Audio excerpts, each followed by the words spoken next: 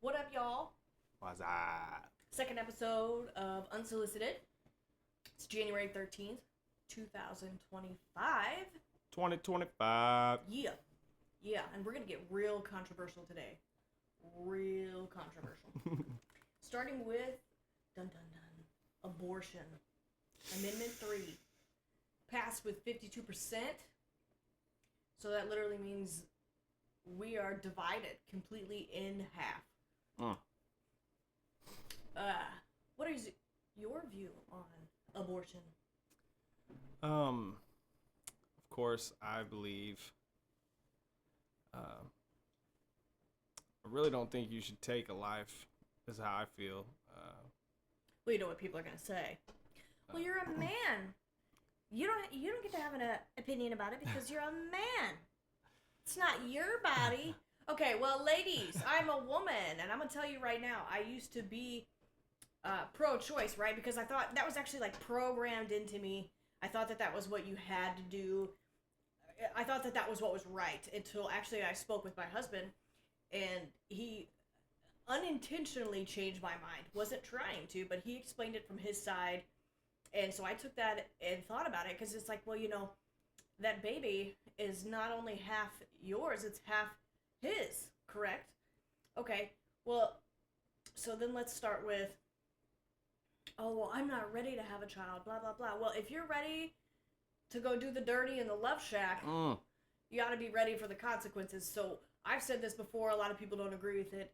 Take responsibility for your orgasms, or take responsibility for your sex life is really what it is. Right. Take responsibility for your freakiness and for your freaky deaky.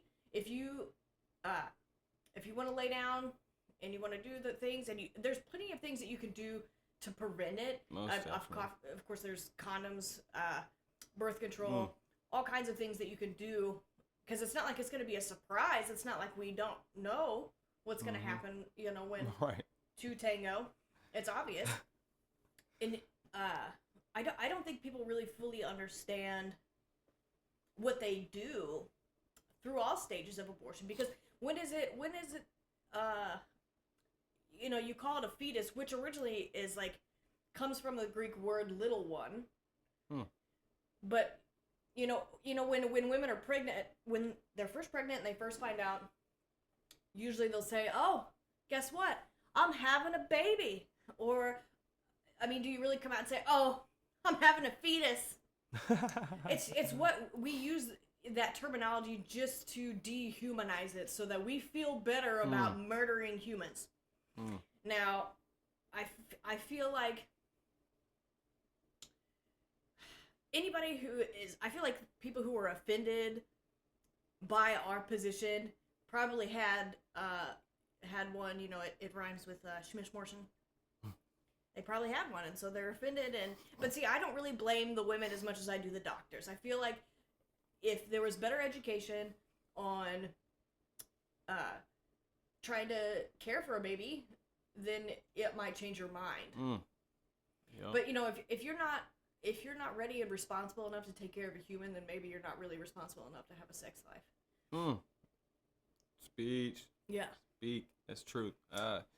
Like, how I feel is exactly how you said it. Like, if you're just out there trying to have fun, you're not even taking into account of what could happen. Like, if you're just, you know what I'm saying? Like, living reckless. Yeah.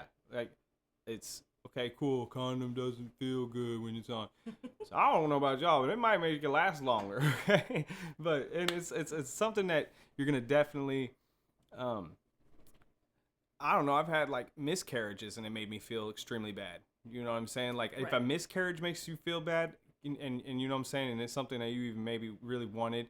You know what I'm saying? Like, and it's just it's yeah. Like, I know that people definitely don't understand the consequences of their actions. Like, it's well, they try to refer to it as like a clump of cells. Like, that makes it all the better. So when does it turn into a human? I know, in 8 weeks he grows fingernails. Yeah. Fingernails in 8 weeks. They can. I was like, here, I'll break down each abortion in each stage and how that goes. But look at it this way: say there's a woman walking down the street, she's pregnant. Somebody comes up, has no idea, that they're pregnant, but then, or maybe they are far along enough that you do notice that they're pregnant, but this man or whoever, this woman, criminal, is beating up on the pregnant woman and kills that baby. It's considered murder. We would take it to court and consider it murder, right? So why is it different for when the mom decides to kill their own child? And how is that justified? Like, in your mind, I don't understand how you can logically justify that. I mean, they have all these different ways that I think it just helps you, like, feel better about what you've done. And you just don't want to come to reality. So we make up these excuses or different words and terminology to help dehumanize what you've done. And what you really have done is murdered your child. Doesn't matter what stage it's in. So it's like, okay, well, if the baby's this big, so it's not a big deal to kill it. But if it's this big, then you shouldn't kill it. So what? So where's the line? Where's the line that is like, okay, now at this week, at this time, it's a human versus a fetus. It doesn't make any GD sense to me. Do you think that just because it's in the womb, it's not yet outside the womb, that it doesn't have a conscience or a soul? Do you think that, you know what I mean, like that they won't remember it? Because no, it's not. I just don't get it. Like, you're literally killing. It's murder. You know what I'm saying? Now here's the other side of it, though. I could see where now sometimes, not saying that sometimes, there's never really any time that it could be good, but like, so let's take it on this take. So say a woman gets raped, right, and she doesn't want to carry the rapist's child in her and even raise the child that, the man, and it reminds her of the man that raped him or raped her. You know what I'm saying? Not that ever could make it any better, but I could try to see where some might even try to argue that. Like, what's your take on that? Well, it happens to, it's like less than 1%. So 99 point whatever percent are just people doing it to do it. So I feel like that it's, there are exceptions, but okay, so say when this happens, you have the opportunity to go to the hospital and get an R kit, RAPE kit. And there was a study shown that there was a large percentage of these kits, checked out at hospitals, but that were never returned and never really used. So what does that say? Now I understand if there's a situation where you don't want to go to the hospital, you're too embarrassed, you don't want to tell anybody about it, I understand. But that's where the rest of us as adults should be talking to young girls about how to feel safe and give them a safe space to communicate about things like this that happen and the options that you do have. Now, I'm pretty torn about if that situation does happen, but there are, you can go get the kit and take care of it right then and there. So you don't even have to carry it. Now, the position that is the far right is where they would consider, it doesn't matter how old you are or what the situation is, that you carry out that child and you can give that child up for adoption, which is true. I mean, I agree with that to an extent, but I understand that there are exceptions and it may be traumatizing, and that's where we get into the nitty gritty. But see, I feel like those instances are, like I said, less than 1%. So we're talking about the majority of situations. Great. And so now it passed here. So not only that, it was, it's also talking about, what is it? Reproductive health care. And so I feel like that's an umbrella term. It's in the terminology, forced to fund all types of undefined reproductive health care, which could result in unknown impact to state government and significant loss to state revenue. So forced to fund, which means that it is your government using your tax dollars to pay for these abortions no matter what stage it's in, or to pay for innocent children to get sex changes, which is an abomination. Most definitely. And unknown impact. So it's like unknown physical impact. Like, so what does that even mean? And so regardless if you're pro-choice or pro-life, do you really want your tax dollars going to late-term abortions or any abortions, to pay and fund for these abortions, or to pay and fund for these sex changes for minors or anybody, period? Even if it's an adult, I don't want to pay my tax dollars to help somebody else get a sex change, because it is not, my money is not meant for that. Right. You know, if you want to go do that, you're going to pay for it yourself. But now here in Missouri, that we have passed, because we bring out idiot women who do not fully understand, and they think, oh, it's my body, my choice, leave me alone, blah, blah, blah. Okay, oh, well, technically it's not really your body. It is another person inside of your body, and you made the choice to go out and be freaky deaky, and so this is the consequence, and you don't want to deal with it. So I think that is immature as all get out. I was 16 and pregnant, okay? I didn't have to keep my son. You know, I didn't have to be selfish and murder my own child. I could have given my child up for adoption. Now, luckily, I had family and friends on both the father's side and my side that helped us in raising my kids. Even the second time around, I wasn't even ready to have a kid. And so, you know, because our children deserve life. They don't deserve to be killed off just because you made an idiot choice and you want to walk it back now.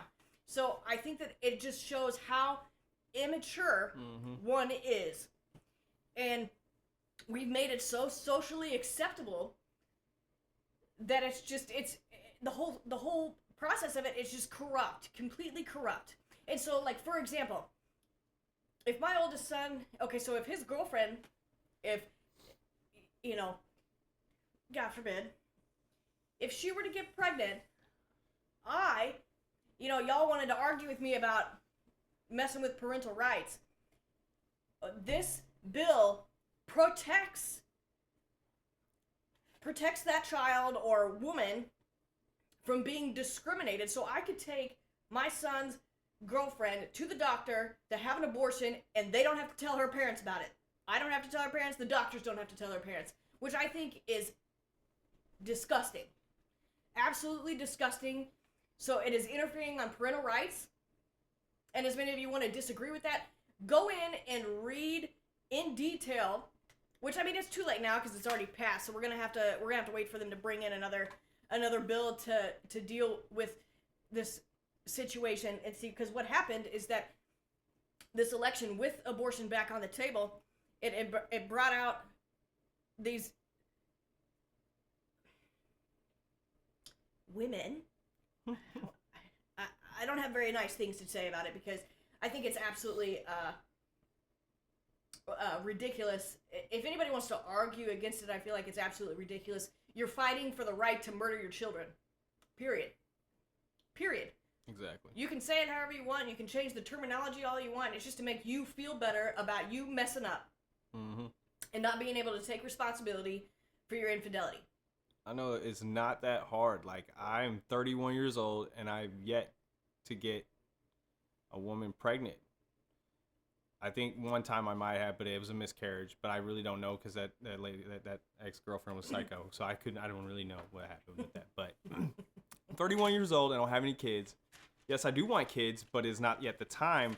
I'm not financially ready, yada, yada. You know what I'm saying? Like, I put a lot of thought into it, and I know that it like, I want to give my child the best life that, you know, I have to be perfect and ready, and, you know what I mean? So it's not hard to be smart about sex, and you need to be smart about sex, period. Not just with abortions. Be smart about sex, period, and anything you do, because, well, we've made it socially acceptable for, like, now, you know, because it used to be, you know, way back when, before we were born, you know, you didn't have intercourse until you're married, blah blah blah. Right. So that we've come so far from that society is so sexually perverted in everything. Like, almost everything is perverted. We've let the pedophiles take over, and the sick, manipulative people in Hollywood has infected the rest of the society. And so if you're cool with it, I'm going to break down different stages of abortion and different stages of pregnancy. Get it. So first would be, up to like the first 9 weeks of pregnancy is the chemical abortion. There's 2 steps. You take the pill, mifepristone, the RM486. So it blocks the progesterone and the lining of the uterus breaks down, cutting off blood and nutrients to the baby, leading in the death of the baby or fetus, whatever makes you feel better. Second step, after 24 to 48 hours, women take misoprostol, which is, you can do it orally or vaginally, and it causes severe cramping, and you have contractions, and it's forcing you to give birth to the dead fetus or the dead baby, lots of bleeding, and so you sit on a toilet and wait to expel the baby in awful pain just to flush it down the pot. What about that is okay? Why is that okay? So that causes trauma for the mother. You may even see the dead baby, and it'd probably be about 1 inch long. And if you look close enough, you could probably count the fingers and the toes.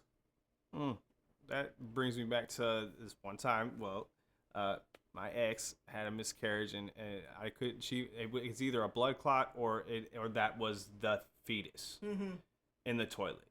The baby. Mm-hmm. Yes, the baby. Yeah. And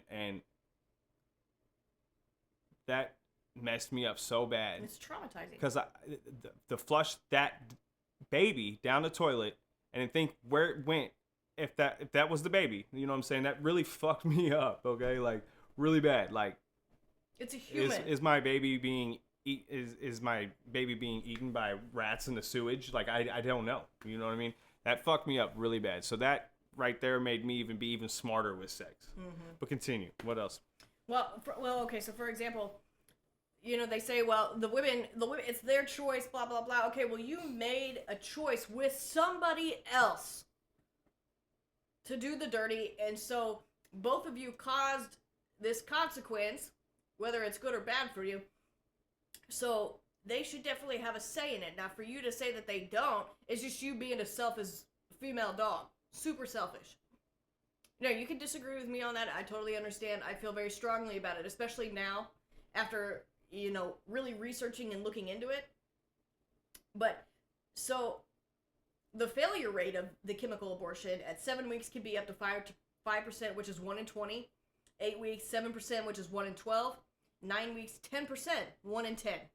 And the risks, of course, are abdominal pain, nausea, vomiting, diarrhea, headache, heavy bleeding, and in some rare cases, death due to the infection or undiagnosed ectopic pregnancy. Moving on to the next one, the first trimester abortion, which is the suction D&C, around 5 to 13 weeks of pregnancy. They'll give you an anesthetic. They open the vagina to the cervix to see the baby. Now, the baby has a heartbeat, fingers and toes, arms, legs. The bones are fragile. So they insert this 14-inch suction catheter. They turn on the suction, and they say that the suction to this is 10 to 20 times stronger than your household vacuum. 10 to 20 times stronger. And it's just like a little tube, about, yay thick. And the baby is rapidly torn apart and ripped to pieces by the suction. And it can risk for an incomplete abortion. So then they have to go in with what they call, a curette. So this is just a scraping blade, a curved scraping blade to go in and scrape whatever is left over with the placenta or any sort of other body parts. Oh my god. Now this is pretty awful. And they scrape the lining of the uterus to make sure that it's completely done. Oh my gosh. And this has high risk.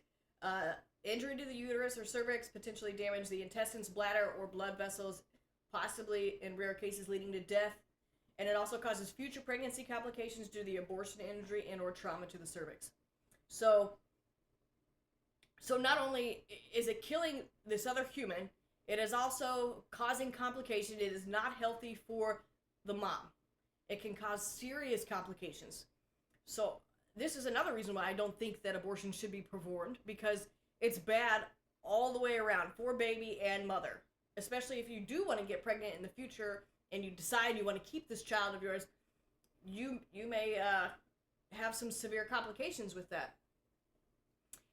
Second term abortion, D&E, which is 13 to 24 weeks. They'll give you an anesthetic and then they insert a weighted speculum. You know, that's the little thing that goes to be open widely. This is considered a late term abortion. Women will need to prepare cervix 24 to 48 hours prior. So they insert the suction tube, sucking out the amniotic fluid first. The baby is too big to fit in the suction tube. So, because the spine and the skull ends, or the bones, they're a lot stronger, and the baby is a lot bigger, usually about the size of, well, my hand's pretty small, probably about the size of your hand from, you know, the tip of your finger to the palm of your hand, from skull to torso, not including the legs, you know. So, it can't be torn apart by the suction. So they will use the sulfur clamp, made of stainless steel, about 13 inches long, with rows of sharp teeth. And so when it clamps on something, it's one of those things where it clamps on and it's not coming off. And so they will then grasp an arm or a leg and pull the baby apart piece by piece. Oh my gosh. Limb by limb, one by one. This will also rip the torso apart, separating intestines and heart and lungs. Now the head is the most difficult to remove. They use the sharp tooth clamp to crush the skull that is the size of a large plum. They throw the skull. They know that the skull is crushed when the white substance comes from the smashed up head, and this is the baby's brains. They proceed to remove the pieces of the skull and then use that curette, which is that curved blade, to remove the remaining body parts, placenta, and tissue. Now, what's even more sick is that the doctor will take all the pieces of the aborted baby and reassemble them to make sure that they've removed all of the baby. I mean, as an abortionist, I don't see that how they would have the heart to sit there and put together somebody's son or daughter that they just murdered, just to make sure that they got it all out. Oh my gosh. And the risks are significant at this point. Uterine, I can't remember that word, but perforation. Cervical laceration, damage to bowels and bladder and maternal organs, causing possible infection and intense bleeding or hemorrhaging, possibly leading to, in some cases, death. Future pregnancies are at a great risk after this, causing loss or premature delivery due to the trauma from the previous abortion. Now, since Missouri is real smart-like, and now third trimester abortions are allowed, you know, they try to say that, oh, this isn't happening, blah, blah, blah. That's not true. Actually, it is. They finally proved that there are cases that has happened. And this is 25 weeks to term. Baby is likely viable. So baby is so far along, this procedure takes up to 2 to 3 days to complete. They insert a large needle with the drug it's like digoxin. I can't remember. But basically, it's used to treat heart problems, and they pump with a high dosage, and it will cause fatal cardiac arrest. And this goes through the woman's abdomen and into the baby, targeting the head, torso, or heart, and this will kill the baby. Now, the baby can feel this. The life will end, and then they proceed to open up, and they insert these sticks of seaweed called Lemonera or whatever. I'm not a doctor. I'm a hairstylist. This will slowly open the cervix to deliver stillborn babies. Mother will have to carry the dead baby for 2 to 3 days. Now, on day 2, they will perform an ultrasound, possibly to certify that the baby is dead. Baby could still be alive. If so, they will inject another lethal dose of that drug. The mom then goes home to wait to deliver this dead baby, and the mother may deliver before returning to the hospital and is forced to give birth at home to this stillborn over the toilet or whatever.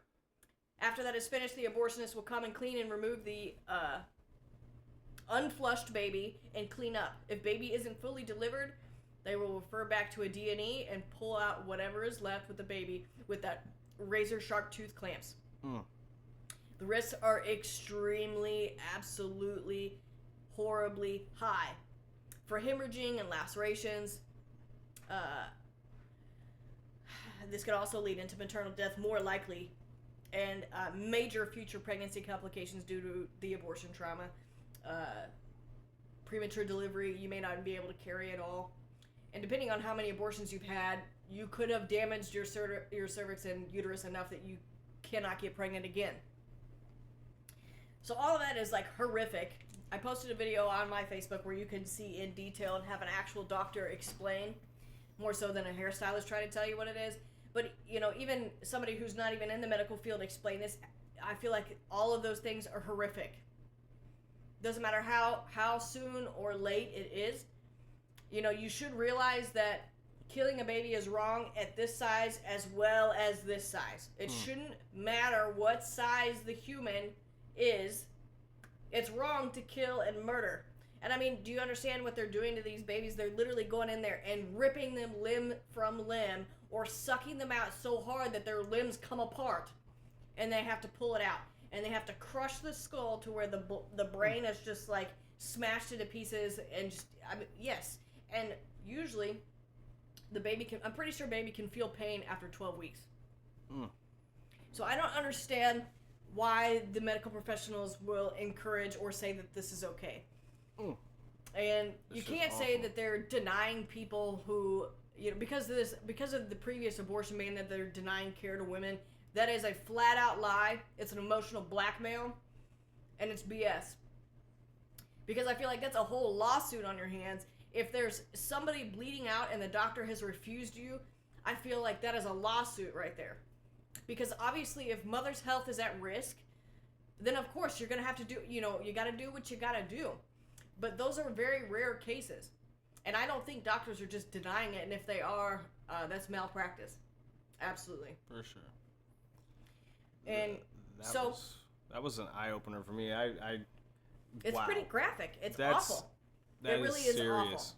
That is like from a horror film type shit. It really is. And like, I've watched and read up on this, and it's absurdly graphic. And the fact that you know, professionals try to make it sound like it's okay, so that women nowadays feel like it's okay to have these things done to them, it's just appalling. Because like I said, I used to feel like that was okay. You know, pro-choice, my body, my choice, blah, blah, blah. Well, when you really think about it, it's not really your body. It's somebody else's DNA inside of your body. Right. Another living being inside of a living being. Absolutely. Now, you know that they say that you can assign gender at birth. I feel